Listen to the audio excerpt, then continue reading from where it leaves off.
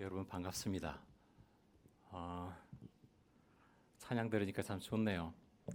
늘 익숙한 찬양인데 그 크신 하나님의 사랑 그 찬양하는데 마음에 큰 감동이 왔습니다. 감사를 드리고요.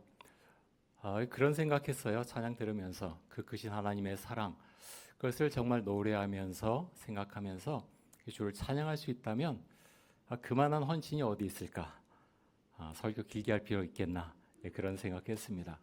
사실 우리는 설교가 모자른 시대를 살고 있는 것은 아니고 하나님의 사랑이 내 안에 얼마나 깊이 그렇게 들어가 있는가 그것을 느끼고 고백하고 살아가는데 우리가 좀 많이 힘들어하는 그런 시대가 아닌가 생각이 됩니다. 오늘 이제 여전도에 연합 헌신 예배 드리는데요. 요즘 스마트폰에서 여러분 챗GPT나 제미나이 많이 사용하시죠? 모르시는 분들이 혹시 계실지 모르는데 요즘 AI라 그래서 이제 스마트폰에 많이 설치가 되어 있습니다. 제가 한번 찾아봤어요. 챗GPT에 여전도의 연합 헌신 예배 한번 치고 여기서 헌신의 의미가 뭐냐 한번 물어봤습니다. 물었더니 챗GPT가 아주 똑똑하게 대답을 하더라고요. 헌신의 의미는 단순히 봉사활동을 많이 한다는 뜻을 넘어서 자기 자신을 하나님께 드리는 신앙적 결단을 말합니다. 다시 한번 읽어드릴게요. 헌신의 의미는 단순히 봉사활동을 많이 한다는 뜻을 넘어서 자기 자신을 하나님께 드리는 신앙적 결단을 말합니다. 굉장히 똑똑하지 않나요? 너무너무 똑똑해요. 저도 이 챗GPT 조금씩 많이 이용을 하거든요. 근데 그러면서 여러분 헌신이라는 단어, 이 단어는요. 눈으로 보이는 어떤 활동, 그것만을 제한해서 우리에게 말하는 것은 아닐 것입니다. 보다 중요한 건 우리 내면이 무엇으로 가득 차 있는가. 사실 그것이 보다 중요하겠죠. 제가 섬기는 이천동 교회에서 새가족반 할 때 제가 새로 오는 분들에게 꼭 말씀드리는 것이 있습니다. 여러분이 꼭 해야 될 질문이 있는데요. 이 질문입니다. 하나님 누구세요? 하나님 누구세요? 그 질문 꼭 드리라고 말씀을 드리고 거기에 대한 해답을 찾으시라고 말씀을 드립니다. 제가 목회하면서 보면은 그 질문을 잘 안 하시는 분들도 있어요. 교회 와서 오랜 세월 동안 그렇게 지내시는데 잘못하면 그 부분을 놓칠 수 있다는 거예요. 내가 믿는 하나님이 누구신가? 분명한 답을 잡아야 되거든요. 그 대답이 없으면요, 그 확실한 답변이 없으면 신앙생활할 때 어려움이 오면, 뭐 인간관계에 어려움이 오면 그냥 놓아버리는 손을 놓아버리는 그런 경우들도 있죠. 그래서 중요한 건 하나님이 누구신가 아는 것이고요. 예수님이 누구신가 아는 것이고 성령이 누구신가 아는 것이 우리에게는 너무나 중요합니다. 그래서 여러분 헌신 예배 때 이제 우리 여전도의 연합 헌신 예배 드리는데 우리가 무엇을 할 것인가 사실 초점이 거기에 있다기보다는 사실은 우리가 누구에게 속해 있는가 하나님께 속해 있는가 그리고 염천교회에서 우리는 어떤 존재인가 왜 여기에 있는가 사실 그것을 생각해보고 기도하는 것이 보다 중요하다고 생각이 됩니다. 이제 그런 분들이 있어요. 특별히 이제 코로나 지나면서 목사님 뭐 하는데 지쳤어요. 어려워요. 좀 힘들어요. 우리 염천교회는 좀 어떠신가요? 그런데 그런 생각을 합니다. 제가 이제 목회를 하는데 목회에 기쁨이 있는가 스스로에게 참 많이 묻거든요. 난 행복한가? 여러분 어떠세요? 하나님을 믿고 살아가는데 여러분의 마음 가운데 기쁨이 있으세요? 이게 굉장히 중요한 질문이에요. 현대 많은 교회들이요. 수많은 사역을 하느라고 교회 지쳐가고 그럼 목회자들도 제가 이스라엘에 좀 있다 왔거든요. 한 5년 정도 있었는데 뭐가 제일 차이가 나느냐? 우리나라 교회는 엄청나게 많은 것들을 합니다. 정말 많은 것들을 하는데요. 숨가쁘게 달려가는데 그러면 그 마음속에 기쁨이 있는가? 어떨 때는 네라고 정확하게 분명하게 대답하기가 좀 어려운 경우가 있어요. 잘못하면 기쁨을 잃어버리고 또 눈에 보이는 사역 이거 분명히 해야 돼. 목사님이 하라고 하셨어. 뭐 장로님 꼭 하라고 하셨어. 해야 돼. 근데 하면서 정말 기쁨이 있는가? 자, 그것을 우리가 깊이 생각해 봐야 된다라고 생각을 합니다. 근데 여러분 하나님이 누구신가에 대한 답을 얻으려면요. 두 가지가 분명히 필요합니다. 첫째는 성경 말씀을 읽어야 됩니다. 성경 말씀을 읽어야 되고 묵상해야 되고 성경 말씀을 알아야 되죠. 두 번째는 성령 세례를 받아야 됩니다. 사도행전 1장에 보면 예수님께서 말씀하시기를 너희가 몇 날이 못 되어 성령 세례를 받으리라 라고 말씀을 하셨죠. 성령을 받는데요, 처음 받는 것을 성령 세례라 그러고요, 또 성령께서 계속 임재하시는 것을 가리켜 성령 충만이다 이렇게 말씀을 하고 있죠. 두 가지가 같이 있어야 됩니다. 성경만 알면요, 잘못하면 냉랭한 사람이 될 수 있어요. 그것을 칼로 꼭 찌르는 것처럼 다른 사람의 폐부를 찌르는 그런 잘못된 길로 잘못하면 갈 수가 있고요. 아니면 성령만 충만하면 꼭 오늘 상기도하러 다니는 그 미신적인 그 신앙처럼, 예전에 상기도 많이 다녔죠. 그 자체를 뭐라 그런 게 아니라 성경 말씀이 없는 그런 기도는 잘못된 방향으로 갈 수 있다라는 것입니다.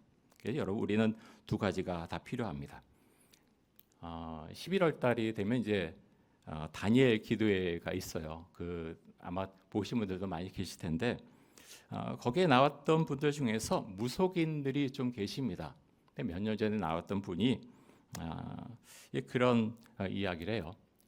이제 손님들이 오는데 기독교인들도 꽤 많다는 거죠. 통계적으로 한 20% 정도 기독교인이라는 통계도 있어요. 그게 잘못된 통계일 수도 있는데 교회 다닌 분들이 간다는 거예요.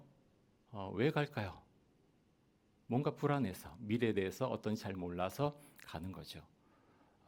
이제 무당회 때 가면은 그분들은 이제 카드는 취급 안 한답니다. 현찰. 우리 현찰로만 그렇게 하는데 현찰을 들고 가는 것이요.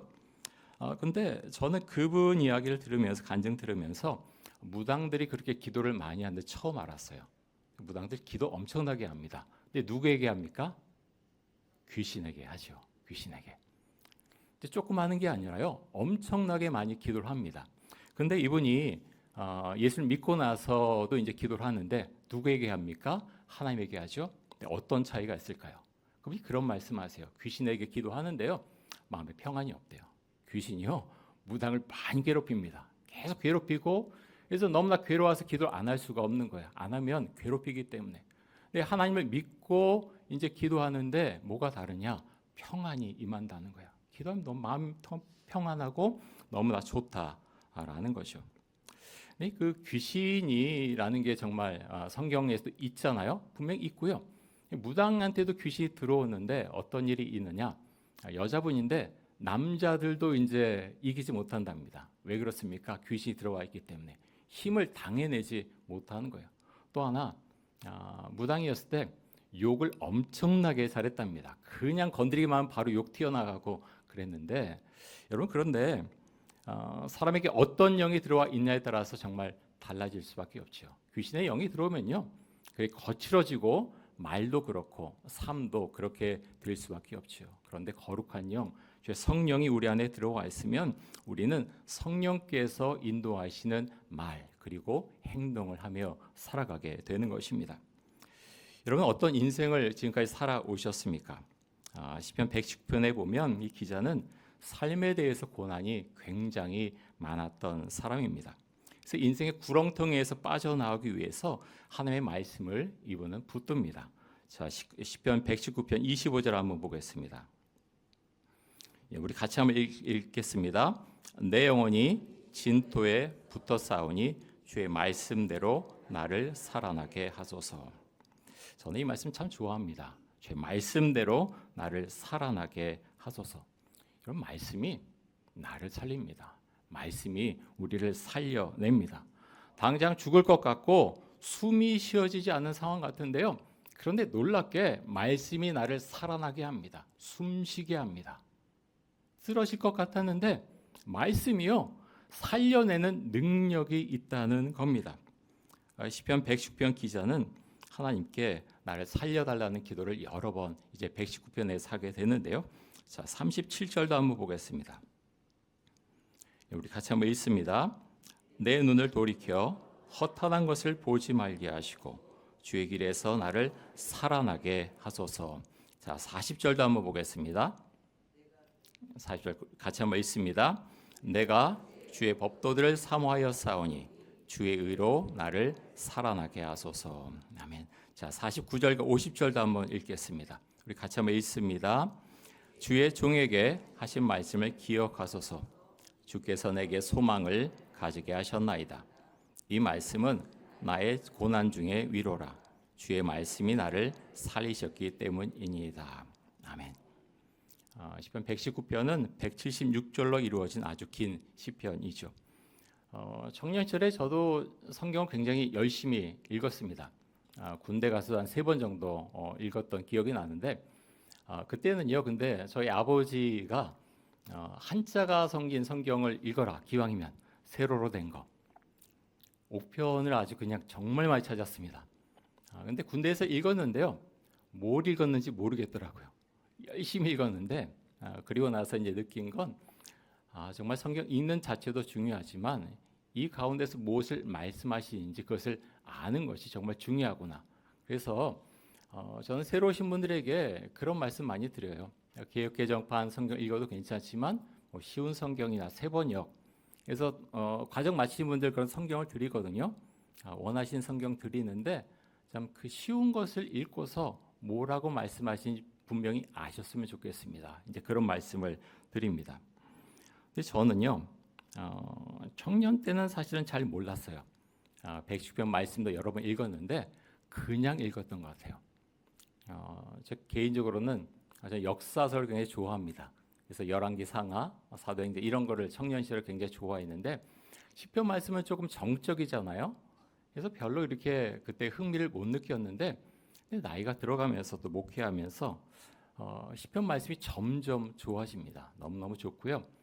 시편 119편에 보면 저는 이제 목회하면서 이 말씀의 은혜를 알게 되었는데 이 시편기의 처절함이 119편 말씀과 녹아져 있는 것을 보게 되었습니다. 그는 말씀에 의지해서 다시 일어나는 모습을 보여주고 있죠.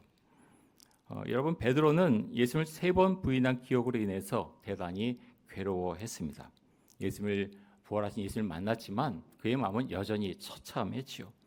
예수님의 제자로 살아갈 자신이 도무지 없었습니다. 예수님께 질문하시죠. 내가 나를 사랑하느냐 물어보시는데 베드로는 그때 깨닫게 됩니다. 자신이 얼마나 예수님을 사랑하는지 그리고 예수님께서 자신을 얼마나 사랑하는지 예수님의 질문을 통해서 그는 깨닫게 되죠. 여러분 혹시 여기 앉아 계신 분들 중에 하나님을 믿고 살아가는 것 또 마음이 정말 힘들고 온전치 못한 그런 분들이 혹시 계십니까? 일이 너무 많아서 힘들 수도 있지만요. 대부분의 경우는 영적인 문제에서 출발하는 경우가 많습니다. 네, 감사합니다. 제가 부목사 때 물 안 마셨는데요. 나이가 들어가는지 그래요. 새벽에도 물도 마시고 저희 교회에서 설교할 때도 물을 마십니다. 네, 감사합니다. 제가 이스라엘에서 유학 생활을 했어요. 한 5년 정도 했는데 40이 넘어서 갔습니다. 아이를 하나님께 늦게 주셔서 10년 만에 아이를 딸아이 하나 낳았는데 애가 2돌 때 갔어요. 돈이 있었던 게 아니고요. 그냥 그 부목사 사역하면서 뭔가 좀 더 배워야 되겠다. 그 전에 그런 마음이 없었는데 그 마음을 저와 아내한테 동일하게 주셔서 떠났습니다. 돈이 있나요? 전세금 조금 가져가는데, 근데 참 행복했어요. 공부하기 힘들기도 했지만 참 감사했고, 근데 있을 수 있을까? 그때 금융파동도 났거든요. 갑자기 이제 환율이 막 요동이 쳐갖고 제 전세금 있던 게 한 3분의 1이 갑자기 날아가 버렸어요. 일주일 동안에. 저는 환율이 뭔지 몰랐는데 나가 보니까 이게 금융파동이란 게 뭐 엄청나더라고요. 나가 보니까 세켈은 강세가 되고 원하는 약세가 돼서 돈이 그냥 통장에서 일주일 만에 사라져 버렸습니다. 근데 그런 가운데 있었지만 하나님께서 꼭 엘리야에게 그 까마귀를 통해서 그 고기를 갖다 주셨듯이 그냥 채워 주셨어요. 너무 감사했고 평안한 가운데 있었는데 그런데 여러분 제가 유학생활 거의 마지막에 갑자기 그런 염려가 밀려왔어요. 사역지도 안 정해지고 가서 뭘 먹고 살지? 갈 이제 비행기 티켓 값도 없고 그런 가운데 저는 성지순례 가이드를 거의 하지 않았는데요. 근데 막판에 이제 조금 할 수 있게 됐어요. 가이드를 좀 하면서 현금이 들어오네. 그럴 생각을 한 거죠. 근데요 그때부터 하나님과의 관계에 조금씩 금이 가기 시작했어요. 불안과 염려가 마음속에 밀려 들어왔고, 그래서 여러 가지가 어려운 상황이 계속되었습니다. 한국에 와서도 저는 2년 이상 와서 사역지가 없었거든요. 사랑한 딸이 있는데 사실 10,000원짜리 피자 하나 사줄 돈이 없었어요. 너무 참 비참한 마음도 들었고, 그러면서 그때 하나님께 기도했습니다. 하나님, 제가 목회 길을 계속해야 됩니까? 목회 길을 가길 원하시면 말씀해 주시고, 아니면 그만 그치겠습니다. 돈을 벌어야 되겠습니다. 라고 이제 기도를 드렸습니다. 하나님께서 목회자의 소명에 대해서 아주 강하게 다시 말씀을 해 주셨고요. 참 이상한 게 그때부터는요, 아무 염려가 안 되는 거예요. 정말 너무나 가난하고 아무것도 없는데 하나님께서 길 인도해 주시겠다라고 이제 그런 마음을 씌웠고, 그 후에 이촌동 교회로 오게 되었습니다. 저는 이제 그런 생각합니다. 제가 왜 이런 이야기를 하느냐면, 영적인 그런 우리의 상황과 믿음이요, 현실 세계에 아무런 관련이 없느냐? 전혀 그렇지 않다라는 겁니다. 관련이 엄청나게 있고요. 하나님께 저를 이제 훈련을 시키신 거예요. 그렇게 영적으로 주 앞에 다 항복하고 주 앞에 내놓고 기도하니까 하나님께서 풀어 주십니다. 저는 여러분이 뭐 목회자 몇 분 안 계시지만 우리의 모습 다 똑같다라는 것을 성경을 통해서, 제 삶을 통해서 하나님께서 보여주셨습니다. 오늘도 제가 이제 오전 예배 때 그런 요지의 다른 것을 가지고 조금 이제 말씀을 드렸는데, 여러분 정말 그렇습니다. 어떤 삶의 문제가 있습니까? 근데 그 문제를 갖고 막 그 고민하고 밤잠 못 자고 해도 사실 해결이 안 되거든요. 그런데 여러분, 우리가 하나님을 믿는 사람들이잖아요. 참 놀라운 건, 그 믿음을 내가 고백하고 주님께 나의 삶을 온전히 맡깁니다라고 했을 때 삶의 문제가 하나하나 풀려 나가기 시작합니다. 그런 경험을 해보셨습니까? 그건요, 우리 신앙이 어떤 신앙인가 하는 것을 우리 삶 가운데 분명히 보여주는 모습이거든요. 여러분에게 그런 권면을 드립니다. 어떤 문제가 있습니까? 그렇다면 엎드려 기도하십시오. 하나님, 제가 주님을 전적으로 신뢰합니다. 그 고백을 드릴 때 하나님께서 길을 열어주십니다. 여러분 그렇습니다. 아브라함도 그렇고요, 요셉도 그렇고 사실은 수동적인 삶을 살 때가 많았어요. 뭐 요셉을 가리켜 비전의 사람 그러지만 사실은 창세기 말씀 읽어보면 별로 비전의 사람인지는 사실 잘 모르겠어요. 비전이란 말도 나오지도 않고요. 그는 참 어려웠는데, 한 가지 그가 한 것이 무엇이 있느냐? 하나님이라고 하는 끈을 그는 절대로 놓지 않았습니다. 끝까지 붙잡고 있었죠. 그래서 때가 되었을 때 요셉을 애굽의 총리 대신으로 세워 주었습니다. 여러분, 하나님께서 정말 주 앞에 맡기며 기도하고 주를 신뢰하는 그 사람에게 하나님께 그 사람을 다시 살려 주십니다. 정말 그렇습니다. 그 믿음 우리가 함께 고백할 수 있기를 원합니다. 자, 말씀 한 구절 더 보겠습니다. 데살로니가전서 5장 16절에서 18절까지입니다.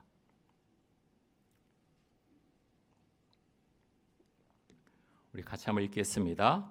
항상 기뻐하라, 쉬지 말고 기도하라, 범사에 감사하라. 이것이 그리스도 예수 안에서 너희를 향하신 하나님의 뜻이니라. 아멘. 우리가 너무나 잘 알고 있는 말씀이죠. 그런데 여러분, 이 말씀을 읽으면서 이것이 너무 좋다, 정말 이것이 나의 신앙 고백이다, 그런 분은요, 지금 영적인 상태가 좋은 분입니다. 근데 이거 그냥 그렇지, 맨날 하던 건데 별로 감흥도 없고 그렇다 그러면 영적인 좀 위기 상황 가운데 있지 않나, 무감각하게 그렇게 오지 않았나 한번 생각을 해보시기 바랍니다. 근데 여러분, 우리가 항상 어떻게 기뻐할 수 있습니까? 기뻐할 수 없거든요. 지금 이렇게 은혜 가운데 사실 예배드리러 갔는데 집에 가면 어떤 또 안 좋은 소식이 또 들려올 수도 있고, 그만 마음이 힘들 수 있고, 그런 것이 우리의 삶이지 않습니까? 그런데요, 여기서 말하는 이 기쁨은 하나님께서 주시는 기쁨입니다. 난 알지 못하지만 하나님께서 내 삶이 힘들고 내 마음이 아플 때에도 영적인 은혜와 힘을 공급해 주신다라는 것입니다. 처음에도 제가 말씀드렸지만 여러분, 신앙의 기쁨, 그것이 나에게 있는가 분명히 한번 점검해 보시고요, 물어보실 수 있기를 바랍니다. 그것이 우리에게 정말로 필요합니다. 그 기쁨이 있으면요, 내 삶이 좀 문제가 있어도 다시 우리는 회복하고 다시 일어설 수 있습니다. 그런데 여러분, 우리가 어떻게 하나님 믿는 기쁨을 다시 얻을 수 있을까요?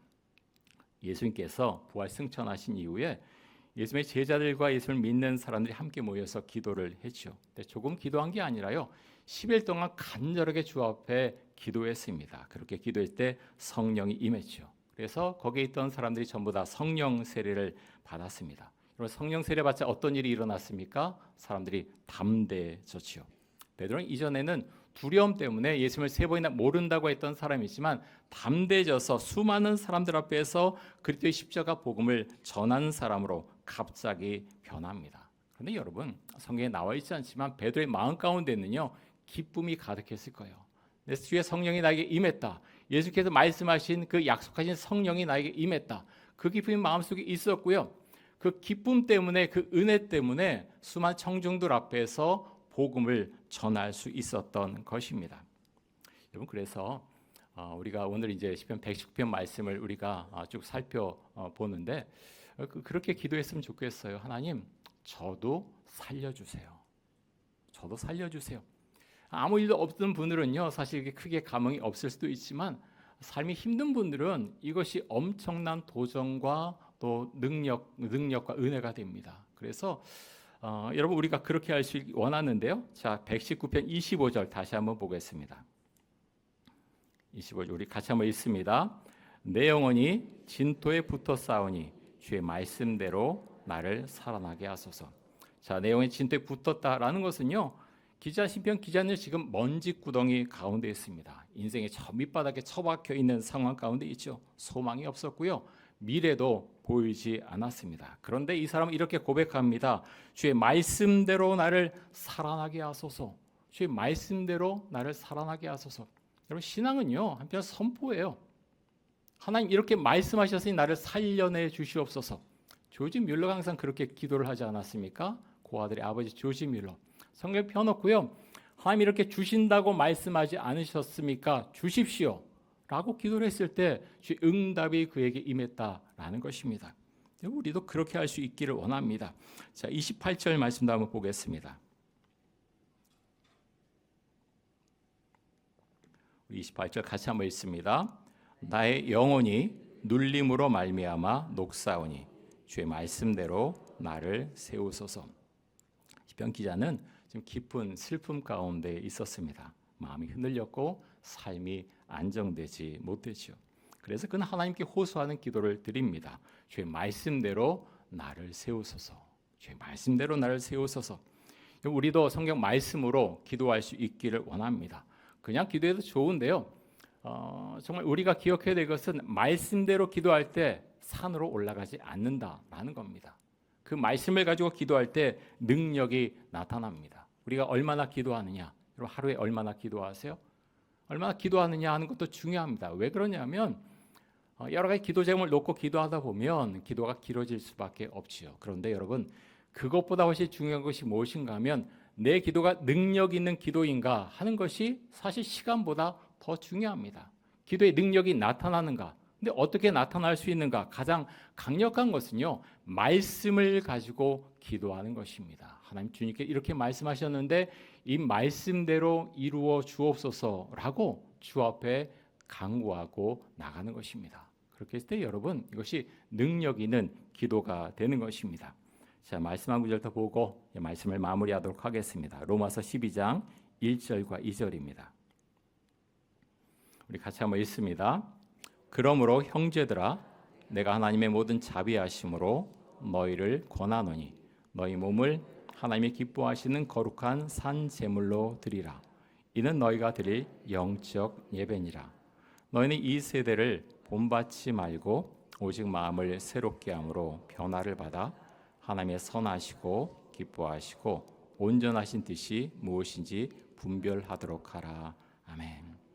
우리가 잘 아는 말씀이죠. 여기 보면은 너희 몸을 하나님이 기뻐하시는 거룩한 산 제물로 드리라 이렇게 말씀합니다. 하나님은요, 내가 나를 정말로 믿느냐? 그렇다면 나에게 완전히 맡겨라 라고 말씀합니다. 그래서 이 말씀이 참 좋습니다.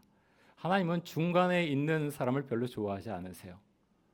그래서 하나님은 완전히 주 앞에 맡기고 나오는 그 한 사람으로 인해서 정말로 기뻐하십니다. 오늘 여전대 연합 헌신 예배인데요. 여러분 정말 헌신은요. 헌신 주 앞에 모든 것을 내가 맡긴다라는 데서 사실 헌신이 나오죠. 염천교회에서 여러분 정말 헌신하는 여전도의 회원들 되기를 원하고요. 그런데 항상 물어야 됩니다. 하나님, 제가 기쁘게 그것을 하고 있나요? 저에게 기쁨을 주십시오. 제가 주의 말씀대로 이렇게 살면서 그렇게 교회 헌신할 때 주의 나라가 확장되고 그렇게 주의 은혜가 임하는 것을 제가 느끼고 고백하고 그것을 보게 하여 주옵소서. 여전도 회원들 그렇게 기도하실 수 있기를 바랍니다. 헌신은 사실은 거룩한 삶에서 나옵니다. 거룩한 삶, 거룩. 여러분 거룩이 뭔가요? 여러 가지로 이제 설명할 수가 있죠. 근데 거룩은요 구별된 거예요. 구별된 것. 그냥 똑같은 게 아니라 무엇에서 구별됐습니까? 하나님 앞에 우리가 하나님의 사람으로 그렇게 구별되어졌다라는 것입니다. 구별된 자로 우리가 세상을 살아갈 수 있기를 원합니다. 어떻게 눈에 띄게 그렇게 모나게 살라는 것이 아니라 여러분 우리가 하나님께 부름받은 사람이고 또 주의 사람인데 믿음의 사람답게 예수님께서 말씀하신 대로 우리가 살아가려고 그렇게 노력하고 기도할 때 우리의 삶이 그렇게 변화되어 갈 것입니다. 우리가 그럴 수 있기 원하고요. 정말 하나님의 은혜 가운데 그렇게 늘 기쁘고 정말 영적인 힘을 가지고 그렇게 늘 살아가는 우리 여전도의 회원들 또 염천교회 모든 성도들이 되시기를 축복합니다. 함께 기도하겠습니다. 제가 기도하겠습니다. 하나님 아버지, 우리가 주 앞에 헌신한다라는 그런 말을 자주 사용합니다. 하나님 어떤 것이 헌신입니까? 정말 하나님의 말씀대로 우리는 살아가고 또 교회에서 그렇게 예배드리고 또 주께서 기뻐하시는 것을 행하며 살고 있습니까? 주께서 기뻐하시는 그 마음과 그 말과 행함을 가지고 우리가 살아갈 수 있기를 원합니다. 그래서 하나님 아버지, 정말 주님께서 기뻐하신 그 한 사람으로 이 세상을 살아갈 수 있기 원하고 염천교회에서 하나님 나의 모습이 하나님의 미랄이 되며 정말 주께서 기뻐하시는 완전한 순종의 사람이 될 수 있기를 원합니다. 그 믿음을 고백하면서 날이 갈수록 정말 하나님을 더 많이 알아갈 수 있도록 해주시고 마음속에 기쁨을 가지고 그리고 영적인 사람으로 하나님 앞에 헌신하며 살아갈 수 있도록 주의 은총과 사랑을 베풀어 주옵소서. 감사드리며 예수 그리스도의 이름으로 기도드립니다. 아멘.